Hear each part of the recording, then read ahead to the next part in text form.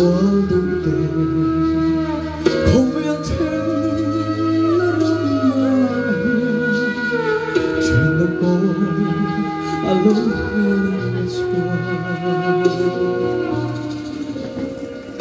đầu trong ai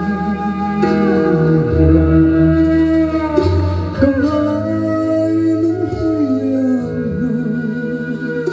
câu yêu thật giống xưa ô con nung do mỗi niềm vui mà lòng anh chẳng đôi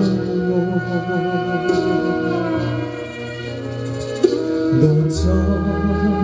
nhiều không cậu thương thật sống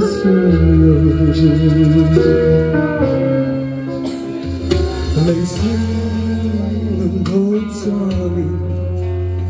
đúng ai sao cũng thấy xin lâu vì người cô là liếm lệ tình đâm xuống mi kề ấp in hết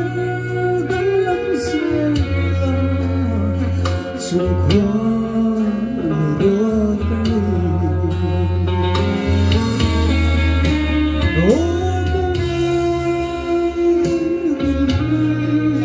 dù muốn niềm vui mà lòng anh chẳng tan đâu dám yêu càng ai nắng liềm cầu yêu giống xưa mà anh chẳng tu